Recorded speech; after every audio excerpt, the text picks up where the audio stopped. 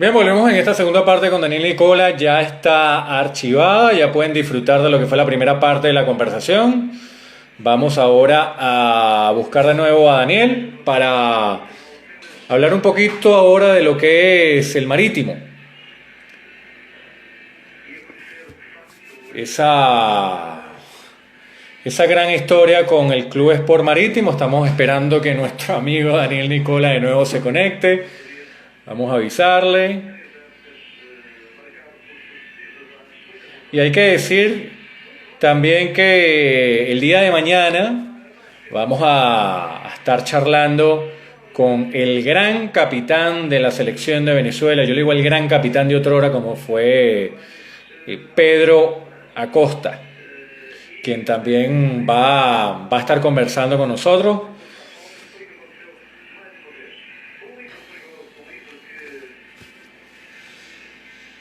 Estamos esperando de vuelta a Daniel que se conecte.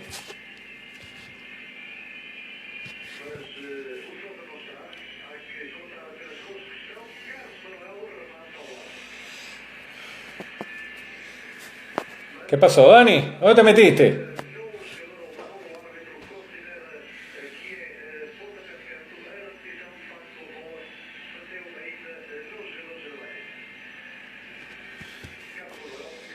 Vamos a ver si ya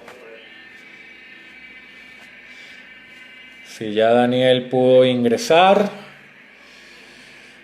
Bueno, vamos a esperar unos minuticos que ya Daniel nos dice que va ingresando. Recuerden que mañana vamos a tener una charla también de 7 a partir de la... Ya está, esperamos fueron tan solo 2, 3 minuticos. Ya la entrevista, la primera parte ya está guardada. En mi Instagram la pueden ver, ya está publicada, así que la pueden ver en cualquier momento. Bueno, Dani, vamos a hablar. Hay muchas personas que nos están escribiendo para hablar del marítimo. Cuando Cuando tú estás en la calle, cuando tú te estás tomando un café o estás en el metro o estás viendo fútbol y hay unas personas que están conversando del Club Sport Marítimo, primero también debo agradecerle a Helio Quintal que está conectado por ese gran esfuerzo que está haciendo por rememorar la historia del que yo digo el único club que ha tenido el fútbol venezolano como es el Club Sport Marítimo, donde estamos haciendo esfuerzos por colocar videos, por publicar la historia. ¿Qué siente Daniel Nicola cuando se oye ese nombre en la calle, Club Sport Marítimo de Venezuela? Bueno, que era el único que estaba haciendo lo que está pidiendo ahorita la Comebol. Lo que pide ahorita licencia de clubes de la Comebol era lo que estaba haciendo ya el Marítimo desde el año 86. En ese momento teníamos 900 socios, teníamos una sede social, teníamos un sitio de entrenamiento. Claro, teníamos contratado el Olímpico porque no te exigían un estadio. Pero cuando nos hacen desaparecer, nos desaparecen, es que tengo que decir la palabra como es, nos desaparecen. Ya nosotros estábamos intentando hacer nuestro estadio en el Guido Blanco, buscar canchas de entrenamiento en Guatire. ¿Para qué? Para que esos socios pertenecieran al club y tener todo lo que está pidiendo ahora la licencia de clubes. Pero el mal llevado fútbol venezolano siempre compro esta franquicia, me meto en primera y participo en primera, sin importarme siquiera si sale un jugador de la escuela del equipo. Entonces, uno consigue ahora Minero de Guayana, sí, tiene un gran centro de entrenamiento, pero el club son socios. No. Yo no sé cuántos socios, estoy hablando de socios, miembros, eso que tú tengas 2.000 socios, 3.000 socios, que son los que te van a apoyar al estadio. Entonces, están nadando contra la corriente. Estamos nadando contra la corriente. Marítimo ya tenía eso. Marítimo tenía sus 900 socios que tenían 3, 4 acompañantes y automáticamente ya estás llevando 3.000 personas, 4.000 personas al estadio. Estás llevando las escuelas. Cuando vienes a ver, tienes a todo encima. Es desde ese punto que estamos partiendo en EBF Marítimo de Miranda. Que a la final es cierto que se llama Marítimo de Venezuela en su momento porque era la colonia de la gente de Madeira quiso ya el desaparecido portugués y relanzan el Marítimo de Venezuela. Es cierto que era la colonia mayoría madeirense, pero grata sorpresa que el Marítimo pasó a ser un equipo. Te estoy hablando de la barriada, del 23 de enero, de Las Lomas, de Don Bosco. O sea, tú decías, ¿qué es esto? De Baruta, de todos lados. Y de hecho, los grandes referentes nuestros son Nelson Carrero de Las Lomas, el zurdo Luis Rojas del 23 de enero, Iván Isea, San Vicente de Bellavista, Héctor Rivas del 23, San Vicente de Bellavista, Eber Márquez de Puerto La Cruz, Daniel Nicola del barrio Los Olivos de Guayana. Cuando vienes a ver, ya va un momentico, esto no es que ellos eran la parte organizativa y la parte administrativa, es cierto, pero a la final después pasó a ser el equipo real de Caracas. Eso fue para mi concepto, ¿no? Entonces, ¿qué pasa? Ya desaparece, ya pasó todo esto, lo intento renacer en Guatire. ¿Por qué? Porque ahí nos desaparece. En el Guido Blanco no se pudo. Entonces consigo el Centro Sociocultural Virgen del Fátima, ¿verdad? Que también intentó hacerlo la colonia portuguesa, pero quedó prácticamente sin continuidad. Ahí había unos espacios, son 3.8 hectáreas que están ahí. Consigo una alianza de ese club con el Caracas Fútbol Club en el año 2007, cuando voy yo al Caracas a ayudar entro en el staff de entrenadores del Caracas, llevo y hago esa alianza desde el Virgen del Fátima con el Caracas Fútbol Club durante 5 años para que los jugadores de Guatire los podíamos llevar al Caracas, hicieran su tryout y verlo. Desde aquella época, desde 2007, estoy yo con esa visión allá abajo, ¿no? Bueno, no se dio, duró los 5 años y terminó. Lastimosamente, Chichi Machado, uno de los grandes dirigentes y entrenadores del fútbol de Guatire, murió el día de ayer de mi cumpleaños, lastimosamente. Era parte de ese staff de entrenadores. ¿Qué pasa? Después que termina esa alianza, intenté hacer otra alianza con otro equipo de acá de Caracas, desaparecido también, no se pudo. Dije, bueno, ya va, esto es un tema que va mal. No voy a pensar en el fútbol profesional, voy a pensar en la escuela de fútbol, instalarla aquí en Guatire, y es lo que hice ahora. Ya yo tengo mis categorías femeninos, sub-19, 17, 15, 13, 11, 9 y 7. Ya tengo todas mis categorías formadas, estoy trabajando con la visión de llegar en el 2022, debo estar inscrito en tercera división con este equipo que se llama EBF Marítimo de Miranda, que va con la misma línea de organización que el Marítimo de Venezuela. Y grata sorpresa que mucha gente ha estado como por el mismo nombre, pues por el Marítimo, y Helio, por su credibilidad y por todo lo que ha trabajado Helio en el fútbol venezolano, ya tenemos en nuestra página del Marítimo de Venezuela 1.500 seguidores, y es la que vamos a unir con el Marítimo de Miranda, y ese va a ser nuestra primera lista de referidos para iniciar la labor de asociados. ¿Qué significa esto? Personas que van, lógicamente, lo más seguro es que voy a trabajar con mucha gente de Guarenas y Guatire, que son los que se van a beneficiar del Club Social Deportivo, que es lo que no tenemos tampoco. Le quiero ofrecer a la gente de Guarenas Guatire lo que no tenemos ahora. Nosotros no tenemos ahora seguridad para distraernos, seguridad para las actividades extracátedra de nuestros hijos. Entonces estoy tratando de estructurar un club social deportivo donde la gente que sea miembro de ese club tenga todo lo que no nada más va a ser fútbol, es posible que tenga fútbol playa, es posible que tenga tareas dirigidas, que tenga todo eso, pero son los socios del club los que van a mantener ese club que vamos a inscribir en tercera división.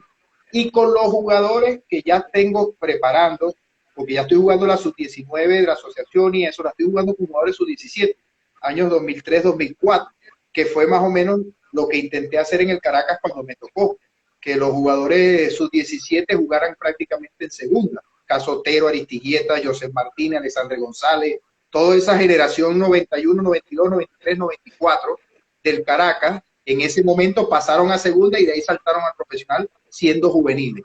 Esa es la que estoy apuntando. Esa es la que estoy apuntando aquí en Marítimo. Te quiero hacer esta pregunta.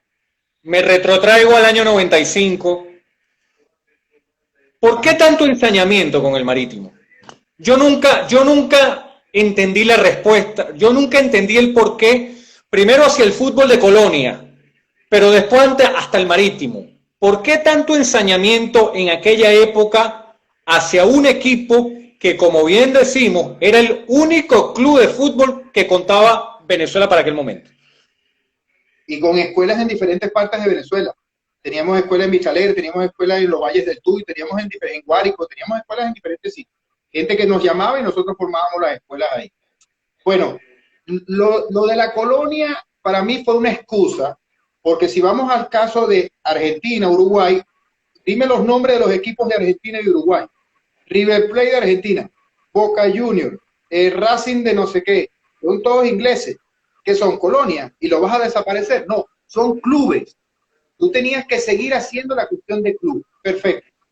El tema de desaparecer Marítimo era una lucha de poder. Era una lucha de poder. ¿Quién era más fuerte en ese momento? Recuerda que estaba creada la Liga de Fútbol Profesional. La Liga de Fútbol Profesional era la dueña de ese penthouse que ahora pertenece a la federación. Ojo, mira lo que te estoy diciendo. No era la federación. No era la federación. Ese penthouse lo compró la Liga, que después varios equipos estaban quebrados, esto por aquí, por allá, vine, yo te presto aquí, te presto allá, desaparece Marítimo, desaparecen el resto del equipo. ¿Dónde quedó ese apartamento que era de la Liga? Ojo, o sea, yo lo que pido es que investiguen. Yo lo que pido es que investiguen. Yo no soy investigador privado, ni sé lo que, pero es toda una lucha económica, porque de hecho a nosotros nos multaron, la federación nos multó porque cuando fuimos a Bolivia y jugamos Copa Libertadores para generar recursos, hicimos un partido amistoso contra Oriente Petrolero en la ciudad de Sucre, porque nos daban unos dólares los directivos del Marítimo, sabiendo que todo aquí en Venezuela es conseguir dólares para los equipos, lo hicieron, pero entonces vino la federación y nos multó porque no estaban permitidos hacer partidos amistosos, sino, bueno, entonces, cuando tú ves algo que se está organizando bien y tú no estás bien organizado, ese algo te hace mucho daño, porque ese algo demuestra que el otro está muy mal organizado. Desde este punto de vista, no sé si me explico lo que digo. No, comparto contigo. Daniel, ¿cuál fue el mejor Marítimo que tú integraste? Yo me quedo, el de la temporada 87-88 para mí fue un equipo excepcional, Ediberto, Chita, Herbert, Mon López, era un equipazo, pero ¿cuál crees tú que fue el Marítimo que sostuvo un mejor rendimiento de todos aquellos que lograron el título? Mira, la mejor plantilla que logró Marítimo, parece mentira, fue una que considero yo que era para competir en Copa Libertadores, fue una donde quedamos Franco Rizzi y mi persona fuera, que fue cuando la Copa Libertadores contra Bolivia. El Marítimo en ese momento trajo a Juan Ramón Carrasco, trajo a Yosemir Lujambio, uno de los mejores jugadores del fútbol uruguayo, a Horacio Matusí, estaba Luis Marínez, el colombiano, San Vicente. Pero ¿qué pasa? También, en ese momento, el que ayuda a que Matusí venga con el equipo, yo soy el que contacta directamente a Matusí, porque me parecía que era un jugador importantísimo para lo que íbamos a representar en la Copa Libertadores. Pero ¿qué pasa? Después que Matusí hace un buen contrato, después que Juan Ramón Carrasco, por supuesto, hizo un extraordinario contrato, cuando Lujambio hace un extraordinario contrato, a Franco Rizzi y a mí se nos habían acabado los contratos y teníamos que renovarlos.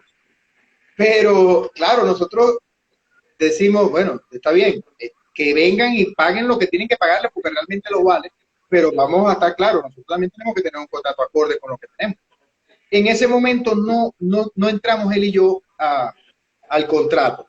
¿Qué pasa? El equipo no empieza a andar bien en el torneo, no empieza a andar bien, se va Juan Ramón Carrasco, el equipo va de octavo, noveno, nos llaman, pasamos, Franco y yo creo que pasamos como 3 o 4 meses sin entrenar con el equipo, no estábamos con el equipo.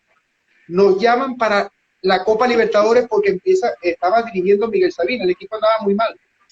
Y entonces nos llaman ya faltando un mes para la Copa Libertadores que entra José Manuel Rey en ese momento a la convocatoria y a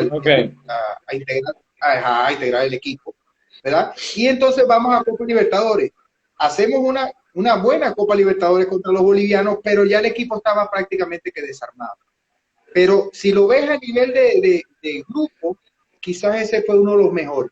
Pero el del 87-88, donde tú decías que fue contra los chilenos, que perdemos contra Colo-Colo allá 1-0 por penal, perdemos con Católica 2-1, aquí empatamos con ellos, que también Miguel Sabina, para mí, pierde el equipo porque quería jugar nada más que con Edilberto, cuando tú tenías un jugador como Bebeto, que era una bestia como lateral izquierdo, tenías un Ever Márquez y un Edilberto por punta. ¿Cuál es el problema? Vamos a jugar con estos tres y los demás vamos a ver cómo nos aguantamos aquí atrás y jugamos. Pero entonces quiso hacer como unos experimentos tácticos y no se logró lo que se quería. Pero esos tres delanteros que te estoy nombrando, Bebeto, Márquez y Edilberto, podían jugar en cualquier equipo de Sudamérica, cualquiera. Después tenías a un San Vicente, un Franco Ricci, a un Mon López, un mediocampo que bueno, también le roncaba. Después tenía a un Exxon Rodríguez, que para mí fue la mejor zurda del fútbol venezolano, ¿verdad? Y era juvenil en ese momento. Estaba Héctor, Saúl, Pedro Acosta, de lateral derecho estaba Iván Isea, Javier. No, teníamos un equipazo. Ese 87-89 y la 93, que es la que te estoy diciendo, de Lujambio, Matusik y Juan Ramón Carrasco. ¿Era Marítimo Táchira el clásico del fútbol venezolano? Era el Magallanes Caracas. O sea, más respuesta que es imposible. ¿Dónde? No te voy a decir dónde era más difícil. ¿Dónde te gustaba más jugar? ¿En el Olímpico a casa llena o en Pueblo Nuevo? Pues tú me decías a mí, nosotros le pagábamos la quincena a los demás clubes. Porque cada vez que Marítimo llegaba a cualquier estadio del fútbol venezolano, eso era un lleno seguro. Pero ¿dónde disfrutabas más esos partidos? En cualquier cancha. Hasta la final que jugamos en Acarigua. Jugamos una final en Acarigua totalmente lleno el estadio. Claro, era el 80% de fanáticos de San Cristóbal y el otro 20% del Marítimo. Pero íbamos a Mérida y también llenábamos Barquisimeto. Cuando íbamos a Barquisimeto contra Lara, eso era hasta los tequeteques. Puerto Ordaz ni te cuento, ¿verdad? Valera, cuando íbamos a jugar Trujillano, a Valera, era increíble los llenazos que habían ahí, ¿verdad? De hecho, siempre era el día del club. Cuando Marítimo iba a visitar, era el día del club el que visitábamos. Hasta Zamora también en esa época, ¿no? Lo que pasa es que la personalidad de los jugadores del Marítimo era tal que de visitante era cuando más rendían. Era una cosa no sé, sacábamos toda esa garra de esa familia que habíamos formado, porque definitivamente fue una gran familia. Éramos unos hermanos, definitivamente éramos unos hermanos y de hecho llegabas a San Cristóbal y el hotel donde llegaba hospedaba gente de la zona para que te tiraran cohetones prácticamente dentro de las habitaciones. En los pasillos de los hoteles te tiraban los cohetones que explotaban toda la noche hasta las 4 o 5 de la mañana. Y no te dejaban dormir. Lo mismo pasaba en Mérida. Tenías que irte al estadio, tenías que salir del hotel a las 11:30 de la mañana para poder llegar a las 2:30, 3 de la tarde al estadio, porque no había forma de llegarle, porque estaba totalmente trancado el estadio de Pueblo Nuevo, el de Mérida, igual que jugábamos en el Soto Rosa en esa época.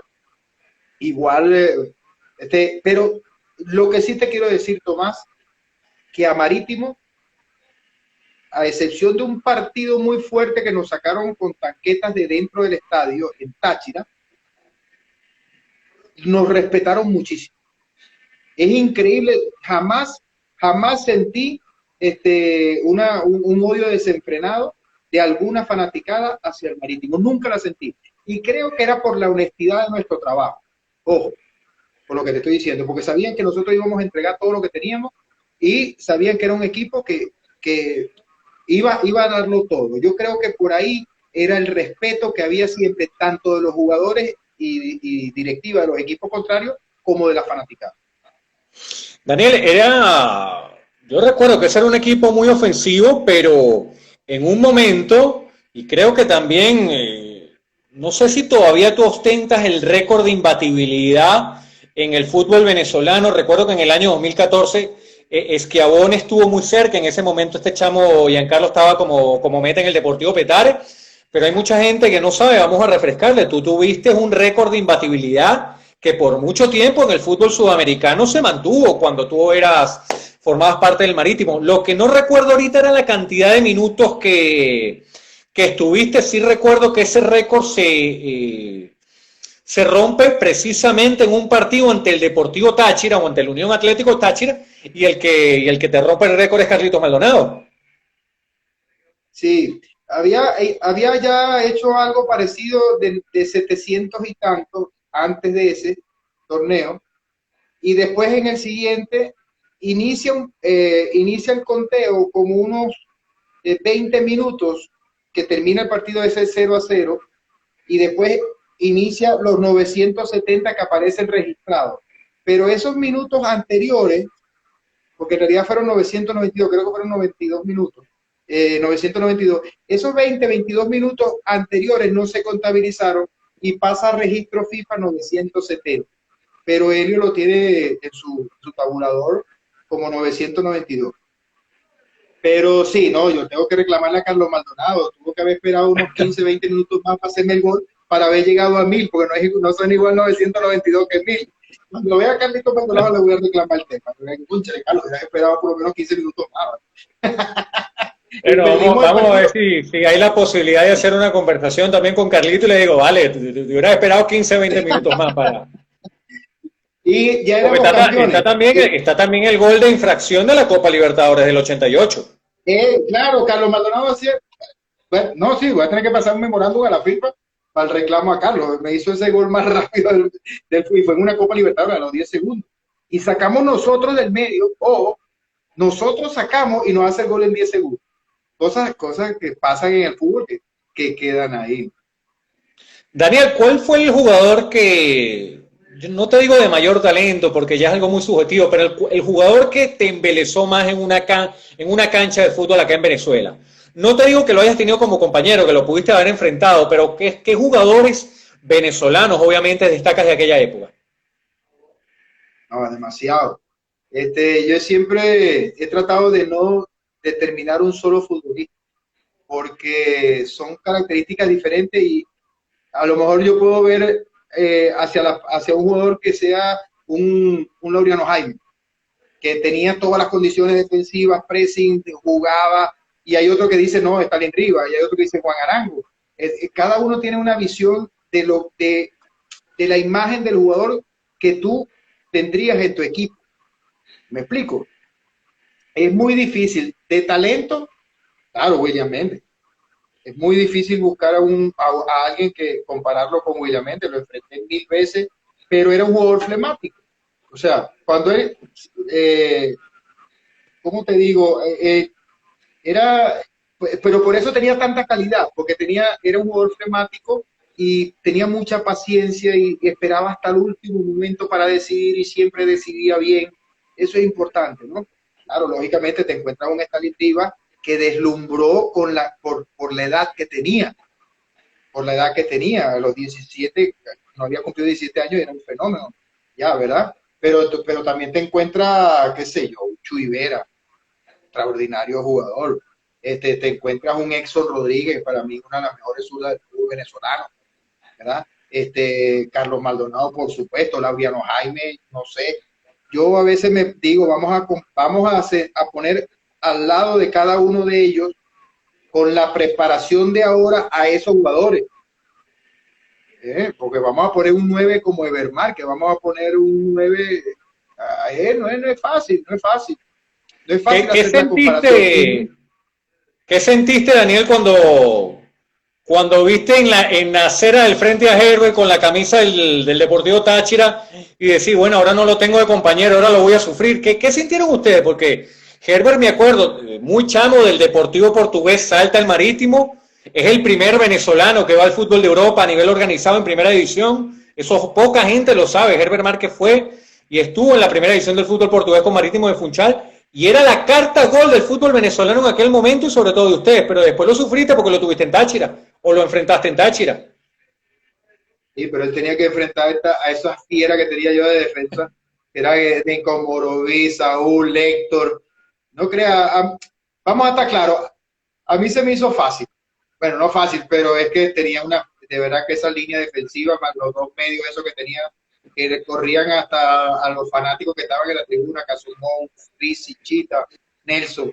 De verdad que enfrentar al Marítimo en ese aspecto era difícil. Quizás no, te voy a decir algo, para mí, Táchira quizás jugaba un poco más al fútbol que nosotros, pero nosotros no nos molestaba que nos atacaran. No sé si me explico. No nos molestaba y cuando teníamos algunos destellos de buen fútbol, que la jugábamos muy bien, cuando aparecía Pedrito Pepe, cuando aparecía Nelson, ¿verdad? Pero pasar esos 6 defensores nuestros había que darle. Había que pasar un Franco Rizzi, un Mon López, que era un perro de presa. La sapiencia de Héctor Rivas, la anticipación que tenía Héctor Rivas, muy pocos jugadores, creo que era el jugador más lento del fútbol mundial, pero la anticipación que tenía Héctor era increíble. Saúl Maldonado, la personalidad con la que jugaba, cómo dirigía desde atrás. También éramos más indios que caciques, también teníamos ese problema. O sea, problema no, esa ventaja. La mayoría de los equipos son muchos caciques y pocos indios. El Marítimo éramos muchos indios y todos nos gritábamos, todos, era una gallera dentro. Claro, ahora tú vas a un estadio y hay 400 personas y grita el técnico y no hay ningún problema, pero cuando nosotros íbamos a jugar para Táchira, ¿qué te va a gritar un técnico de la raya si no se oye nada? Tienes que gritar ahí dentro, ahí es donde tú diriges, adentro de la cancha. Entonces Mon le pegaba un grito a Rizzi, Rizzi le pegaba un grito a Ever para que apretara la salida del central, yo le pegaba un grito a Exxon para que subiera más y no dejara tanto espacio, y entonces era todo una especie de una cantidad de cuerpos técnicos que manteníamos el orden táctico. Así es prácticamente lo que pudiera, esa fue la gran virtud de Marítimo. Daniel, internacionalmente fueron muchas Copas Libertadores, fueron varias Copas Libertadores y equipos importantes con Marítimo. Ya hablamos de que con Estudiantes de Mérida te enfrentaste no solo a la Unión Atlético Táchira, sino a Rosario Central, a Independiente de Avellaneda, pero yo recuerdo Internacional de Porto Alegre, Bahía, Colo-Colo, Católica, ya me hablaste de los equipos bolivianos, también Barcelona de Guayaquil, si mal no recuerdo, pero ustedes se enfrentaron ante un equipo que marcó una pauta en el fútbol sudamericano como Atlético Nacional de Medellín. Un Atlético Nacional de Medellín que fue la base de la selección de Colombia en USA 94 y en Italia 90. ¿Cómo fueron esos partidos ante el cuadro de Higuita, de Alexis García, un equipazo ese de Atlético Nacional? Y venía de perder 1-0 con el Milan en la Intercontinental de Clubes. Del 89, el Milan de Van Basten, Gulli y Rijkaard. Sí, señor. Y te digo algo, tenía para mí el mejor jugador, uno de los mejores jugadores del fútbol colombiano. Lo que pasa es que en la selección en ese momento apareció el Carlos El Pibe Valderrama, pero Alexis el Maestrico García eso era un fenómeno jugador. Después te encontrabas un Leonel Álvarez, te encontrabas a Higuita, el partido que jugamos, es más, jugamos 4 veces con ellos, jugamos una eliminatoria y en Miami, ¿no? Grupo, y después nos tocó ir exacto, en Miami, y después nos tocó una que pasamos a una segunda fase y nos tocó un partido ida y vuelta contra ellos que empatamos 0-0 acá y perdimos 3-0 allá. Pero el partido que perdemos 3-0 allá, faltaban 8 minutos, estábamos 1-0 perdiendo y Juan Muro pega una del palo. Era para matar la partida. Pero bueno, pero sí, creo, ojo, sí fue el mejor equipo que enfrentamos, pero el Colo-Colo, cuando lo enfrentamos con Marítimo, fue campeón al año siguiente de Copa Libertadores. cuando enfrentamos a Internacional de... Claro, ellos fueron campeones en el año 91, unos añitos después, pues en 89 fue Atlético Nacional, 2 años. 90 fue Olimpia de Ajá, Paraguay y 91 Colo-Colo. es correcto. Con la base que estaba Pizarro, estaba todavía en Colo-Colo, no había ido para Católica y así. Después nos tocó jugar contra un Internacional de Porto Alegre con Bobó, Tafarel, todos ellos que también habían sido Copa campeones. Perdemos 3-2 allá en Brasil y el técnico nuestro era Jorge Luis Bernal, el colombiano, que para nosotros estaba en otro nivel y nosotros no entendimos el nivel que él estaba. Ya él manejaba la parte de video, la parte táctica, trabajaba por línea. Nosotros no entendíamos eso todavía. Ojo, la etapa nuestra, esa generación que jugó en el 80, 90 y antes de terminar el 2000, fue una generación buena, pero de los cambios más grandes del fútbol venezolano, para mí. Pero jugamos 5 Copas Libertadores, por lo menos con Marítimo jugamos 5 Copas Libertadores. Después me tocó también con Estudiantes y con Mineros me volvió a tocar yendo con Mineros de Guayana cuando quedamos Minerven primero y Mineros de segundo, que desapareció Marítimo, me tocó ir a Mineros y quedamos subcampeones. La del 97. No, esa fue en el 96. 96. 96, la 96. Esa nos tocó con Colo-Colo y contra Católica nuevamente. Se hizo una gran campaña, ahí fue cuando se vendió, porque llevábamos ahí a Pelecito, Caricari, a Anarelli, Carneiro, Toño Salazar. Te estoy hablando 6 jugadores de primer nivel, juveniles todos. Claro, después, por eso claro, regresas en ese 96, pero la Copa Libertadores es del 97, porque la del 96 fue Caracas y Minerven ante San Lorenzo y River. Claro. Entonces, sí, fue en el 97, sí, pero quedamos subcampeones y vamos a esa Copa Libertadores. Y ahí entonces nos acompaña René Torres, pero te estoy nombrando 5 jugadores juveniles de los cuales venden a Caricari en ese momento. Pelecito creo que va para Millonario. Y Rollero y Marquinhos Cardoso se van para fútbol colombiano también. ¿Ok? Ese fue un tremendo equipazo teníamos ahí. Un equipazo con puros muchachos. Lastimosamente, hubo que salir de Minero porque lo vendieron, no sé cómo fue el tema, y entonces se perdió lo que fue la función de Minerito, porque Minerito ya venía caminando en esa línea con Andoni Quintana, Estefano Finco, Chiquito San, que eran directivos de ese fútbol, de esas escuelas, y desaparece otra vez y pasa entonces a ser Minero nuevamente equipo de fútbol profesional y deja lo que es la base, ¿no? Y ahí es cuando yo vengo a Chacao, nuevamente, que regreso a Caracas con Italchacao en ese momento. Sí. Pero de verdad que los equipos que enfrentamos fueron bestiales. En la prelibertadores también con Italchacao nos tocó enfrentar a la América de México y a Necaxa. Casi, sí, en prelibertadores. Ahí también aparece Cristian Cáceres, Leo Jiménez, Jonathan Laure, aparecen unos grandes jugadores en ese momento. Manuel Sanjao, extraordinario, estuvo en esa Copa Prelibertadores. No me dio chance de que me tocara jugar, pero sin embargo, como te digo, siempre ayudé al momento. Estaba Rubén Chávez, estaba Fabián Alegre, extraordinario jugador, Turdó, Ailton da Silva, que después terminó jugando en México y en Chile. Extraordinario. Lo de Italchacao también fue muy bueno, fue un gran equipo. Ese equipo pudo haber llegado lejos también, el de Italchacao. En esos últimos años, Daniel, Monagas, obviamente el Deportivo Táchira, como hablamos, ¿qué diferencia sentiste después de tantos años de ese debut profesional, volver a San Cristóbal, a una plaza que los recibía con respeto y también con cuidado, porque el hincha hoy del Deportivo Táchira todavía recuerda esos compromisos ante el Marítimo y sigue diciendo que el gran rival que tuvo el cuadro atigrado era el cuadro del Marítimo? ¿Cómo rememoras esa última etapa? Yo creo que era obligatorio que yo terminara jugando un torneo con Táchira. Era obligatorio. Definitivamente fuimos campeones de ese torneo de apertura. armaron, ese fue, antes de armar Italchacao, ese Italchacao se armó desde ese Táchira. Que un Alegre, la Fiera Maciel, Turdó, Cheo Faciana, el Pollo Hernández, Laureano Jaime, Gaby Miranda, Gerson Díaz, Yanis Avarese, el Lobo Caraballo, Diony Guerra. Mira los jugadores que te estoy nombrando. Eso era un dream team lo que armó Cavalieri allá.